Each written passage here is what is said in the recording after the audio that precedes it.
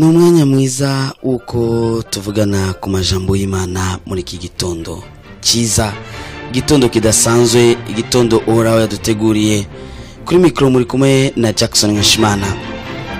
Uno munsi rero tugire urukurikirane canke urutonde rudasanzwe. Nukuvuga iki? Tugiye kwiga ibintu ndwi canke ingazi indwi uhoraho abanza kugucishamo imbere yuko ushika ku masezerano yawe.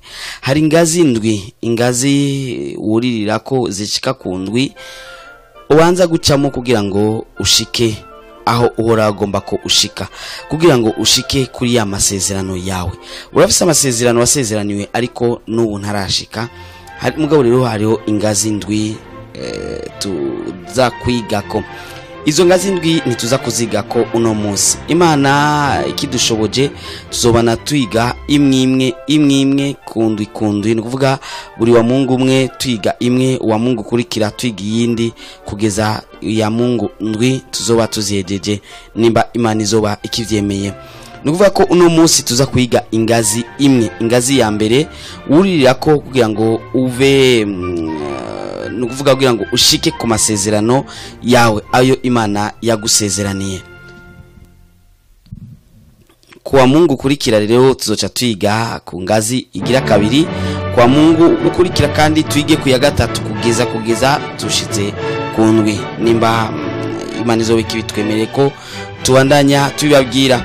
Reka dusome ano majambo y'Imana yanditse mu butumwa bwiza ko bwanditswe na Mariko igice ca 10 ku murongo wa 46. Turasoma nuko bashika i Yeriko, akivana i Yeriko n'abigishwa biwe n'ishengero ryinshi, mwene Timayo yitwa Barutimayo umusezi w'impumyi yari yicaye iruhande y'inzira. Yumvise ko ari Yesu umunyanazarete, atangura gutakamba ati, Yesu mwana wa Dawidi ngirira imbabazi. Abantu benshi baramuzibiranya ngo ahore, ariko arushiriza cyane gutakamba ati, mwana wa Dawidi ngirira imbabazi. Yesu arahagarara arababarira ati, nimumuhamagare. Baramuhamagara. Iyo mpumyi barayibwira bati, humura, va hasi, araguhamagaye. Amen. Ijambo ngomba ko tuvugana uno munsi canke ingazi ya mbere ngomba ko tuvugana ko ni ingazi yitwa agasuzuguro. Imbere yuko ushika ku masezerano yawe ni ngombwa ubanze guca mu gasuzuguro. Ico ni ikintu novuga ati ni ingazi imwe mu ngazi ndwi ucamo. Yashaka kuba ingazi ya mbere canke kabi ya gatatu canke kabi ya gatanu, mugabo agasuzuguro ni ngombwa ugashikemo canke ugacemo imbere yuko ushika hahandi Imana igomba kushika. Nimba utarashika muri ugo rwego rwo guca mu gasuzuguro, novuga ko igihe cyawe gishobora kuba kiratevye gato, kuko agasuzuguro nturakacamo. Uyu yari Barutimayo, umwana wa Timayo, yari impumyi, ntiyabona. Impumyi murazi cyari cyo, n'umuntu abatabona. Abantu b'impumyi kuri no mwanya barabitahura cyane. Mugabo umuntu yavutse abona canke abona neza arashaka kutabitahura neza. Mugabo no gusaba ugomba kubimenya neza, uzufate umunsi wose guhera mu gatondo kugeza ku mugoroba wugaye amaso uhumirije, maze ubandanye ukora ibikorwa ivyo wagomba gukora. Usaba umuntu ati mfata ukuboko, ati nyereka hanaha, njana hanaha, njana kwa sugumwe, njana kwa naka, njana na hariya. Uzobona kuba impumyi icyari cyo, uzobona amagorwa Barutimayo yarabayemo, uzobona amibabaro yarabayemo. Barutimayo ntiyarasuzuguwe gusa, mugabo yararengeje, kuko ngomba kuvuga aho yasuzuguriwe rero neza na neza ni naho Yesu yaciye anamwishurira. Agasuzuguro karabaho kandi kakagushira hasi cyane, ku buryo wisanga uri hasi cyane, ugasanga uri hasi yaho uri. Hari igihe umuntu ashaka kugusuzugura ukabona umenga agushize hasi yaho waruri, kandi agaca gushira hasi gose yaho waruri. Barutimayo yumvise Yesu ko ari umunyenazarete arenganye. Barutimayo aritakambira avuga ati, Yesu Yesu mwana wa Dawidi ngirira imbabazi. Yesu Yesu mwana wa Dawidi ngirira imbabazi. Abantu bari bahari, Yesu yarakikijwe n'abantu benshi cyane umuntu wese yarakeneye igitangaza ciwe. Mugabo muri abo bose barakeneye igitangaza cabo, naho Bibiri tubwira ko bari bigeze gusuzugurwa, naho itubwira ko bari bimuga canke bari bameze gute sinzi, ariko itubwira muri no mwanya Barutimayo ko yari impumyi, yari umuntu azwi ko ari impumyi kandi asuzuguritse. Sasa uwo munsi bamusuzugura Yesu ahari nkuko abantu no munsi bagusuzugura batazi ko ufise Yesu, bamusuzugura Yesu ahari. Ariko aritakambira avuga ati Yesu Yesu mwana wa Dawidi ngirira imbabazi. Abandi umuntu wese yimvira ko ari waherwa ko kuronka inyishu. Kumbura abafarisayo urazi ko ari bo bishira imbere, n'abasadukayo bambara amakanzu meza yerekana ko bahambaye, bazi byagezwe, bagendana ibitabo binini n'ivyapa vyerekana ko ari abantu b'Imana. Kitabujije ko ari bo biciye Yesu. Abantu bose bazi amategeko, bazi byose by'ijambo ry'Imana, nibo babaye abambere kugira Barutimayo ati kazibe hora. Baramusuzugura kugeza aho bamubwira ati hora, ntihagire n'ikintu nakimusubira kuvuga kubera umwami ari hano. Baragusuzuguye ntuzusubire kugira icyo uvuze, baragusuzuguye ntuzugire kandi utera intambuko yindi, baragusuzuguye bagushira hahandi wasuzuguritse. Uko wasuzuguritse je navyo nzi cyane, ariko wowe wabibayemo ni ubizi cyane. Wumvise ijambo, wibutse ijambo bakubwiye wa munsi wibutse akanyangende bagukoreye wa munsi, wibutse rwa rwete bakwandikira wa munsi wibutse ingene wagiye mu rukinja urasuzugurwa abantu bose babona, wibutse ingene bagukuye ko gashambara kandi wari wiyubashe, wibutse kwa kundi urumva worira.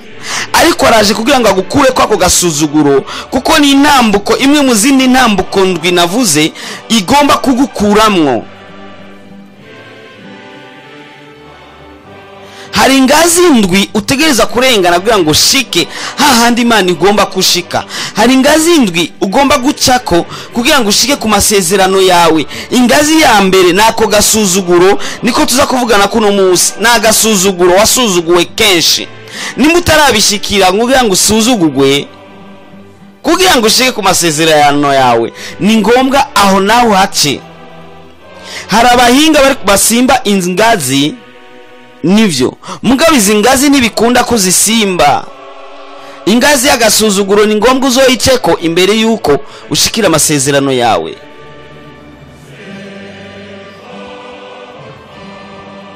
Barutimayo yavuye yumvigwa na Yesu. Yesu ntarabi by'abandi bavuze. Uko abantu bakubona si ngombwa na Yesu akubona uko. Hari igihe no mu rusengero bakwicarika inyuma y'abandi, hari igihe bakugira nka sikupendo bakakushira hahandi abadashaka ko ntihagire n'umushitsi akubona. Hari igihe woba batigeze bifuza nuko woshika imbere cyangwa wovuga imbere, kumure no muri quartier yawe, kumure no mu kazi kawe, kumure no mu gihugu cyawe, kumure n'ahandi warashizwe inyuma. Uzubirabe mu nama umuntu asuzuguritse, nubwo yovuga icyimviro cyiza cyane gifatwa ko ataco kimaze, mugabo wa wundi yubahitse ashobora kuba ari umunyamafaranga cyangwa yubahitse ukundi, avuze ijambo bose bacakoma amashyi akavuga ati iryo nyene. Mugabo wa wundi yarasuzuguritse, nawe yo bafise ivyimviro bimeze gute?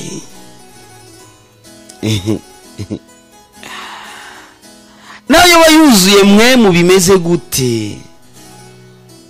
Ari wa wundi asuzuguritse nivyumvigwa. Hari abantu bazi gusuzugurana rero akagushira hasi bien.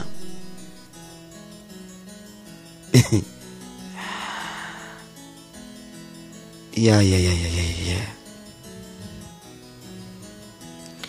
ikintu kintangaza hano kandi cyanezereye nuko Yesu yaciye atuma babandi bamubwira ati hora kazibe niwe yaciye atuma babwira ati genda umumuhamagare. Bagiye bavuga ati humura araguhamagaye. Batanguje ijambo ryo guhumuriza ati humura. Babandi bamubwira ati hora nibo Yesu yaciyemo kugira ngo ababwire, yabacishije yabatumye kugira ngo bamubwire ati humura ataraguhamagaye. Ngenda kubwire ni babandi bagusuzuguye nibo Yesu azokoresha kandi kugira ngo bavuge ijambo ry'ihumure kuri wewe. Amen. Abasuzuguwe si Barutimayo bonyine mu ijambo ry'Imana. Turabona Mordekai yari yasuzuguriwe, yari yasuzuguritse bikomeye cyane, yari yarashizwe hasi cyane. Si hasi gusa, bari baramuciye go gupfa. Si kumucira go gupfa wenyene gusa, mbere n'ubwoko bwabo bwose.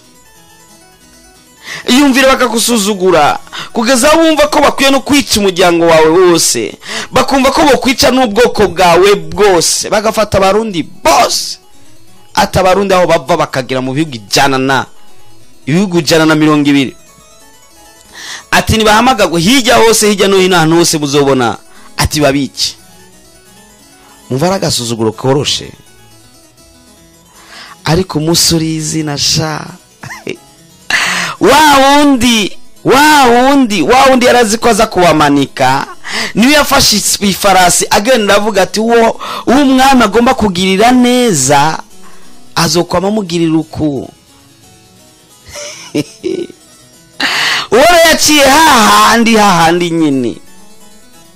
Nugira ubwoba aho gusuzugura, ni wihorere ubwira ati sha ndazi ko posiri izina ni uzovuga ivyo uhora yankoreye. Hana ntiyagira umwana, yasuzugurwa na Penina, agasuzugurwa na buri muntu wese, kugeza aho no mu rusengero umukozi w'Imana Eli adatahura cyane. Hana yamubwira ati nimborerwa ati wewe uza kuborererwa ngaha n'amajambo yandi menshi. Kumbe yanamusomera n'ayandi majambo muri gitabo, mu bitabo byari muri ico gihe by'umuzingo. Kumbe yamubwira ati wowe rero urabona wari umudamu meze nabi, uza kwidodombera ngaha mu rusengero uza Hana arasuzugurwa n'abato musuzuguye, abwirwa amajambo mabi n'abato mubwiye amajambo mabi, akigwa kwiteka n'abato muciriye kwiteka. Mugabo Hana musuri izina avyara umwana mwiza cyane yitwa Samuel, yavuye umuvugisha akomeye mu gihugu cya Isirayeli.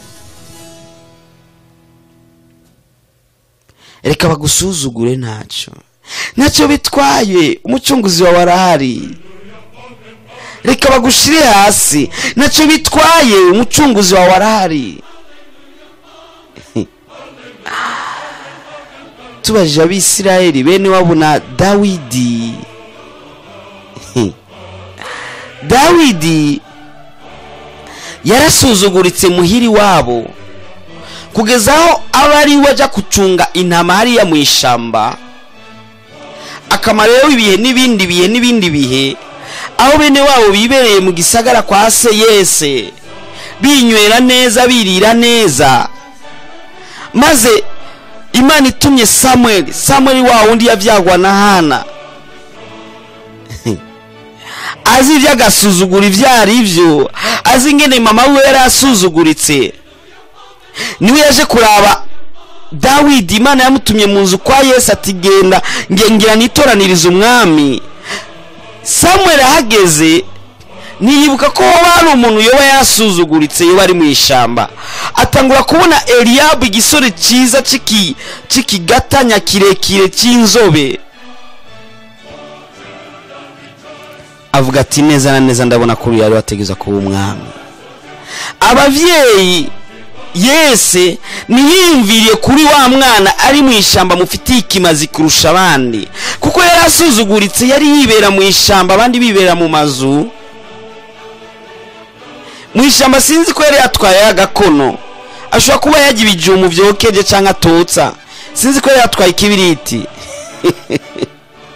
Yiberiyo abandi mu gisagara biyoga bakisiga utuvuta bagashiraho akapudre. bakashaka ahuzu keza kameze neza, bakaja ku manza za mariage z'abantu, bagakora ibindi byose bikorwa mu gisagara. We yibera mu ishamba, sinzi icyo yifuka, yibera n'ibikoko, ntiyaronka umuntu bayaga batera inkuru babwirana utujambo tunaturiya. Dawidi arasuzugurwa bihagije.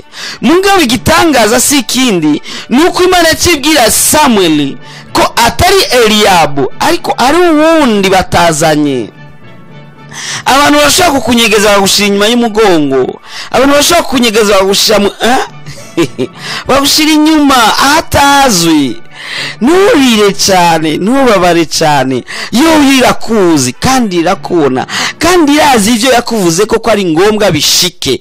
Yaragusezeraniye byinshi kandi nta na kimwe kirashika. Biriko ubona akantu kagacu mugabo ntubibona neza. Mugongera ndakubwire ko wategerezwa guca muri ako gasuzuguro, imwe mu ngazi ndwi utegerezwa gucamwo kugira ngo uhora washitse amasezerano yiwe kuri wewe. Vuga uti amen.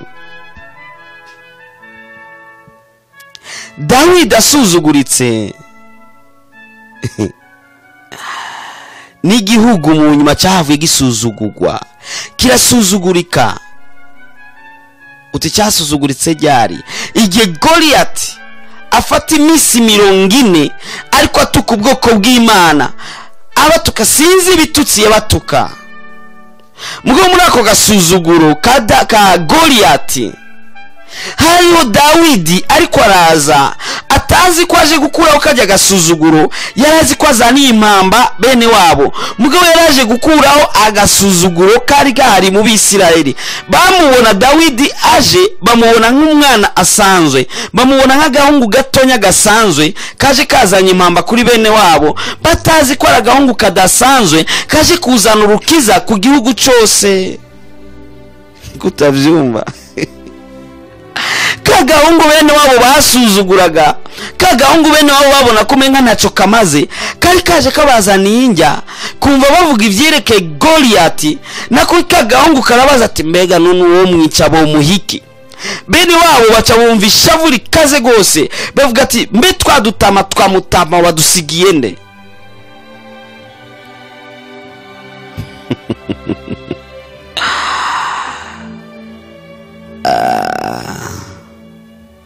Mbe twadutama twamutama wadusize he? Uriko uraza gutamba ngaha uriko uramatama ngaho. Ni poeme. Sasa ka Dawidi ati siniache nijiulizie niwandeka nkibariza ati uwo mwica sura babaza ati mbe uwo mwica bo muhiki? Baravuga ati aca umwami, aca umukwe w'umwami, kandi se aca kugurirwa ko ikori n'ibindi. Ka Dawidi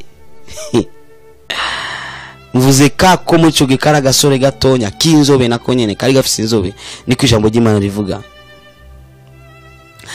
Dawidi aca yibuka ko yigeze gusuzugurwa, aca yibuka ko Ihoraho yamukuye mu gasuzuguro. Acavuga ati agasuzuguro navuyemo saki wanje jenyene, negerezwa gukura mu gasuzuguro mu gihugu canje cyose. Agasuzuguro narimo karahagije, none Uhoraho yashize hejuru, ni ngombwa n'igihugu canje ndagikure mu gasuzuguro. Nawe Uhoraho nagukura muri ako gasuzuguro, nuzu vyigumizemo, uzukura agasuzuguro muri quartier yawe, muri commune yawe, mu ntara yawe no mu gihugu cyawe. Fuguti amen. Abisirayeli babaye mu gasuzuguro iminsi 40, Goliath ariko arabatuka abambika ibara. Kirundi buriya kiragoye, ryari bararisa gute kwambika ibara umuntu?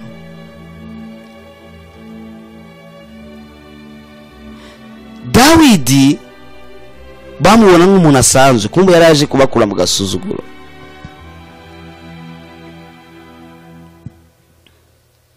kugira ngo Dawidi amenyekane nuko yabanje kuba mu gasuzuguro. imbere ko Imana igushikana hahandi imwe mu ngazi ucamwo irasho kubi ya mbere cyangwa ikaba ya gatatu cyangwa ikaba ya gatanu mugabo ni ngombwa ingazi indwi tugiye kuzovugana imwe ni y'agasuzuguro n'izindi zitandatu usigaje kuzovuga ni ngombwa uzicemwo kugira ngo uhoraho yigaragaze ko ari Imana inyuma yazo uraza kubona icyo Imana iza gukora.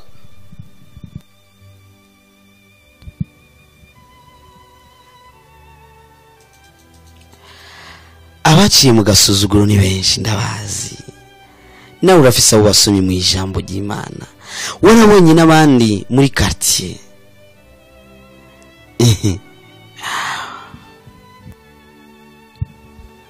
Umugabo umwe niwe yari yarize ibijyanye n'ubutunzi,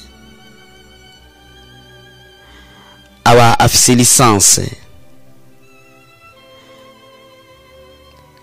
maze abaho asuzuguritse atagira akazi. Nivyatevye yariyumviriye avuga ati je agasuzuguro mbayemo karahagije, reka agasuzuguro nje kugakorera muri banke, nje gusuzugurirwa muri banke. Mugabo inyuma y'aka gasuzuguro ndazi ko bizoba bimeze neza. Umunsi uri izina aja gusaba akazi muri banke, akazi k'ubuplanto, kuzaga kubura bamutuma kuja kugura gafana. Uraza abadamu murabizi namwe, ati genda uzana gafana, uzane n'ibitumbura, ivyo nagutumye sibi, subirayo bagusubize. Wa mugabo aja gusaba akazi k'ubuplanto, niyerekana urupapuro na rumwe gwerekana ko yoba yarize. Bamufata nk'umuntu w'umunyagihugu asanzwe atigeze aca no ku ntebe y'ishure. Baremera baramuha akazi abukura. Yazinduka kare mu gitondo agakubura, yakora ibikorwa byose neza. Abadamu bakora muri iyo bank baramusuzugura bakamushira hasi cyane. Bari bamuronderera agakinga bakamutuma hirya no hino, yagaruka bagasubira kandi bakamutuma bakamubwira ibijambo. Hari abantu bazi gutukana ngo bakamubwira ibijambo bikomakomeye bibi cyane bisuzuguritse. Yanyifana amama yifana akakoroka hasi, bakaca bamugara ati we nakanyaruka sana ukope hano. Bakamushira hasi ku buryo no gusohoka bakagomba ko ari we batwaza amasakoshi kugeza ku muduga, kugeza n'uwo ibirato byagiye kwivumbi amubwiye ati fata iki kirato wanagure.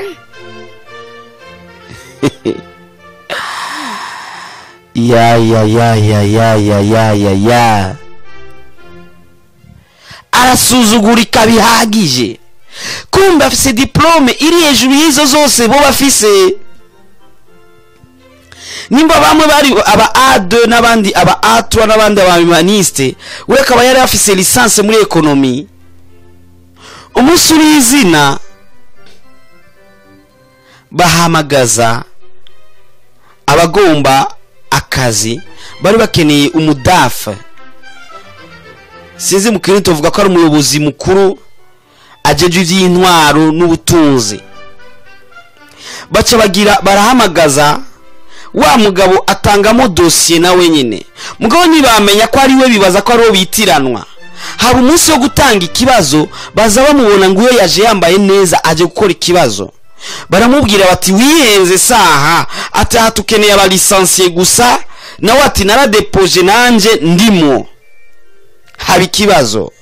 Bakoze ico kibazo aragitora wa mugabo. Wo. Acaba ujeje iyo banki. ya babadamu barondeye aho banyikira barabura.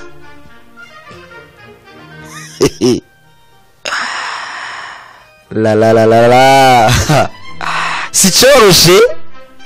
sicoroshe. Imana yabanje kumucisha mu gasuzuguro maze mushira hejuru. Novuga uturero ni twinshi, reka tusuye muri Bibiliya. umusore yitwa Yosefu imbere yuko ashika ku masezerano yiwe yabanje gusuzugurwa. Urazi gutabwa mu kinogo na bene wanyu, urazi kudandazwa na bene wanyu, urazi kudenderezwa ugatabwa mu mvuto, urazi ivyo n'ibindi. Inyuma y'ivyo vyose ni uwora yaciye amushira hejuru. Agasuzuguro ni ngombwa ugacemwo, ni ngazi imwe mu ngazi zindi.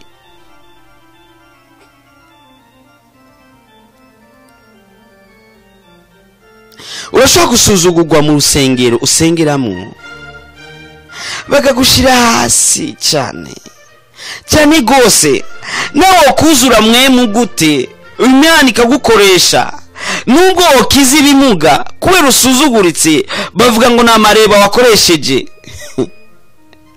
Urashobora gusuzugurwa mu kazi, bakagushira hasi cyane gose, uvyihanganire kuko ni ngombwa uhace. Iyo ni imwe mu mangazi. Ntihagire n'ijambo nari mukorora hasi, kuko ni ngazi utegerezwa kuyirengana. Kandi ibiharuro biraharurwa, Imana iraharura ati muri aka gasuzuguro yifashemo gute. Iyo ni ngazi imwe, azogushira mu yindi ngazi. Tuzokwiga ingazi indwi, uno munsi tugize ingazi imwe. Ako gasuzuguro wakifashemo gute? Mbega wavuze amajambo ameze gute? Mbega wishuye bimeze gute? Mbega koko waridodombeye Imana kweri? Kandi uzi ko Imana ariyo yari kuyica muri ako gasuzuguro. Ndabizi warayidodombeye. Kesho wavuze ati nukuruka uri Imana kweri ukareka nanaka kansuzugura, nanaka wunda kansuzugura kweri. Mugabo sasa ako gasuzuguro uri kuracamo ni ngazi urikura kavamo. Urazi ngazi cyangwa ama escalier uduga urikuraja uduga mu nzu y'igorofa, ushyaho kuguru kumwe ukundi kuba kwitangiye kugira ngo kuje kuva kuri iyo ngazi kuje ku yindi ngazi. No kugira kuri kuragenda uva kuri iyo ngazi, noneho waragira yishure amasezerano yagusezeraniye, kuko iyo ngazi uri kurayiheza. Utijaka jembo numenga sindayiheza kuko gasuzuguro ndimwo ndumva karenze. Nivyo kararenze kandi nigatahuritse kuko usuzugwa n'uto gusuzuguye, ariko aho nyene niyo ngombwa utegezwa kuhaca.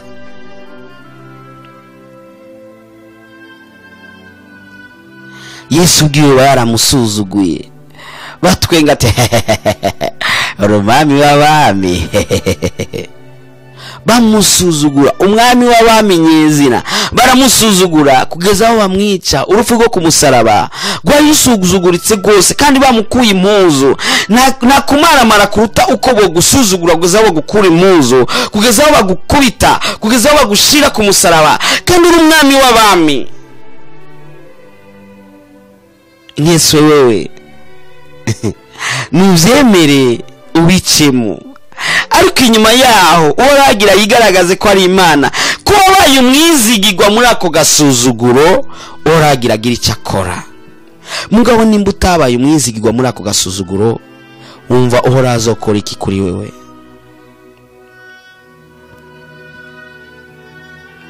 None ko bagusuzuguye wabasuzuguye, none utandukaniye nabo? Ko bagusuzuguye wabwiye amajambo mabi yicavutu, warabatutse, warababwiye ibijambo ati nimubone wana.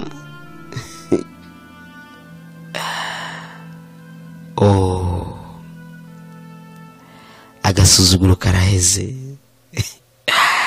Ikiringo wamaze mugasuzuguro kiraheze. Nimba cyategezwa kumara amezi 6 kumburigeze ku kwezi kwa 6, nimba cyategezwa kumara imyaka 6 kumburigeze ku mwaka wa 6, nimba cyategezwa kumara iminsi 6 canke indwi 6 canke ndazi. Mugabo uko musuhera ni kugenda uheza igifungo cyawe cyo mugasuzuguro, kandi ugenda unesha, ugenda ushika hora agomba kushika.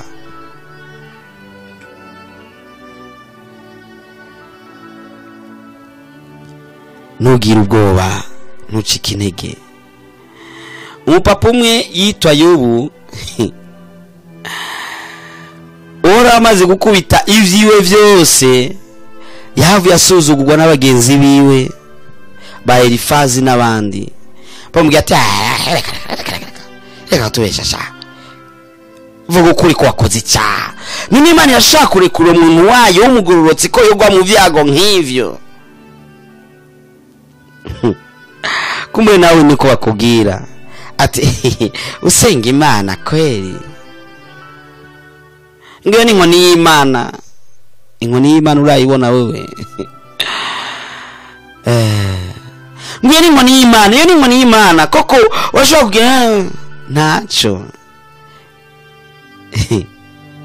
nibagusuzugura uno munsi mugabo ejo bazokubaha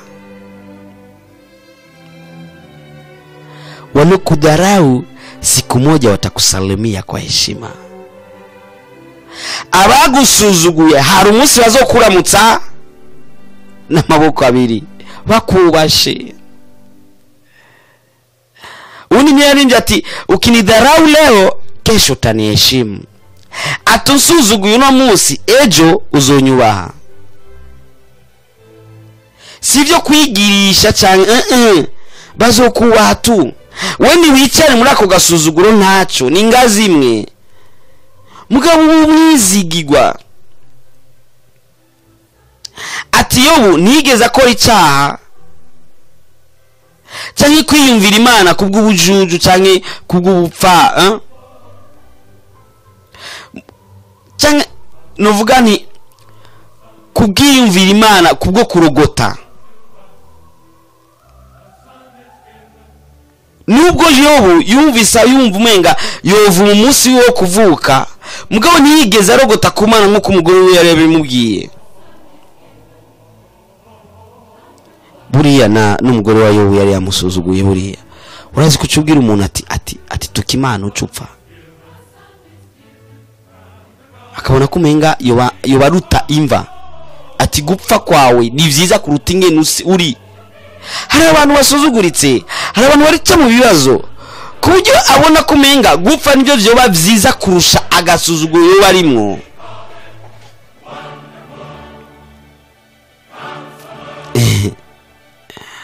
ukarara inzara mugabo imbwa zo kwa naka zikaba zihaze amata n'inyama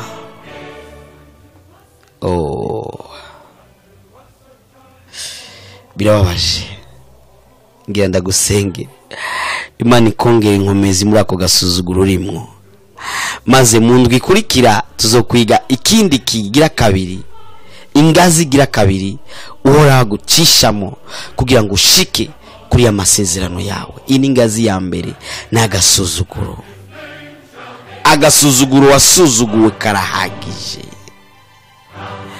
kuba mu nzu yo gupanga birahagije kuba utararonka mubakana birahagije kuba warabuze visa birahagije kuba sishobora kubidondagura byose urabizi ivyo urimo kuba wabuze amafaranga ya dote kuba izo ngwara kuba cyakironda cyagihute birahagije ni igihe cyo kuva mu gasuzuguro kutavyumva cyane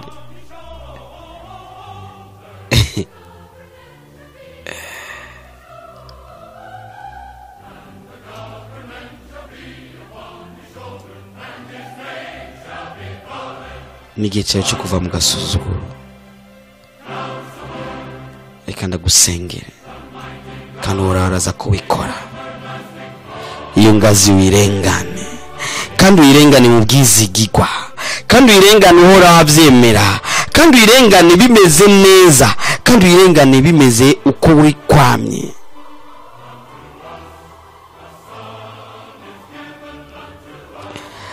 niwigeze ugiriraha abandi bagize kubwe gasuzuguro barasuzuguwe bihagije nimba ari uko utize nimba ari uko utavyaye nimba ari uko utararonka mubakana nimba ari uko utararonka akazi nimba ari uko akazi ko urazi ko ari akazi umuzi urazi ko ari runini umuzi ni Yesu akazi nako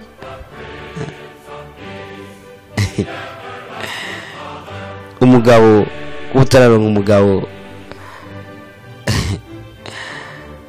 urazi ko turi umugeni wa Kristo ntaco Yesu arahari mugabo nawe nyine utegeza kuronka uwo mubakana urugo. Agasuzuguro karahagije. Reka dusenge. Mwami Yesu, mwamugororotse, ndagushimiye kugira neza kandi utarobanura umuntu ku butoni. Ugirira neza bose, utaravye igihugu, utaravye ubwoko, utaravye umuryango, utaravye imyaka, utaravye uburebure, utaravye akayobe, utaravye amashure, utaravye amagara y'umuntu, utaravye ibinabiriya. We ukuntu umuntu nkuko wamwitangiye Yesu Kristo uraza mwisi kugira ngo ducungure. Yesu ndagushima kuri uyu mwene data yashoboye gutahura rino jambo ko ari gwiwe, yashoboye gutahura ko ategezwa guca muri aka gasuzuguro kugira ngo ashike kuri hahandi ugomba kwashika. Yesu ndagushimiye ko yatahuye iyi ngazi ya mbere, ingazi imwe mu ngazi y'indwi tugiye kwiga, ko tegezwa gushika hahandi ugomba kwashika. Ewe Yesu, ugira neza, uragororotse. Ndagusaba Yesu ko umugirira neza aharengana amahoro. Nigikombe ariko aranywa kandi kirura kandi kibabaje kandi kinini cyane, atazi umunsi azogihereza ko. Ariko Yesu ndagusaba ko uwo mwe kwihangana kugeza kwiherezo. Era bukuntu arira, era bukuntu gutakambira, era bukuntu yambamba, era bukuntu agerageza uburyo bwose kukwegera. Papa, gira neza, gira neza nkuko wamugira neza. Ibuka ko wamumugirira neza n'ibindi bihe, n'ubu numugirire neza. Yesu, nta mpamvu nimwe yotuma utamugirira neza. Ndagomba ko wigaragaza nk'Imana.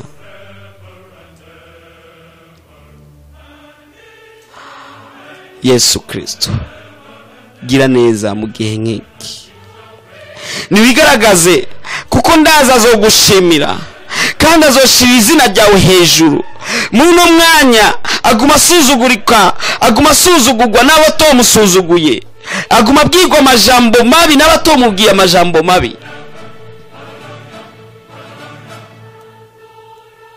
Mugirire neza. Ndaza abo wagiriye neza Papa, ndaza abo wagiriye neza Yesu. Mugirire neza nawe, niyerekane nk'Imana. Reka abantu bose bamenye kuri Imana. Reka kugasuzugura manzemo imyisi kubupfakazi. Ndakanse mu izina rya Yesu. Mugirire neza nawe umuhurugo. Yesu, gira neza, gira neza. Era uyu nawe ari mu gasuzuguro katasanzwe, yagiye mu vyaha, asigaye ari imboregwa, arasuzuguritse, aranywa, akikubita hirya no hino, akitumako. Yesu, mugiriye neza, umuha agakiza, ave muri ubwo buboregwa, muri ako kaboregwa. Yesu, mukuremwo. Era ubusambanyi aho bumugejeje, Yesu mugiriye neza, umukure muri ubwo busambanyi. Era bingene ikinyoma cyamurenze, Papa mugirire neza, umukure muri ico kinyoma. Gira neza Yesu, gira neza Yesu, gira neza Yesu. Ubugumba burababaje, mukure muri ubwo bugumba. Yesu, agasuzuguro arimwo karahagije, agasuzuguro turimo abantu bawe Papa karahagije. Dukuremwo, wigaragaze nk'Imana. Ndazi kudukunda, ndazi kugira neza, kandi ndazi kuza kwigaragaza. Ni mu izina ryawe gira Yesu Kristo, mwami n'umucunguzi wacu. Amen. Wari kumwe na Jackson Geshimana. Ndagomba ko nimba ufise icyimviro cyangwa ufise umutwaro cyangwa ufise ikibazo, urashaka kutwandikira cyangwa ukadutelefona kuri 79 57 14 29 79 57 14 29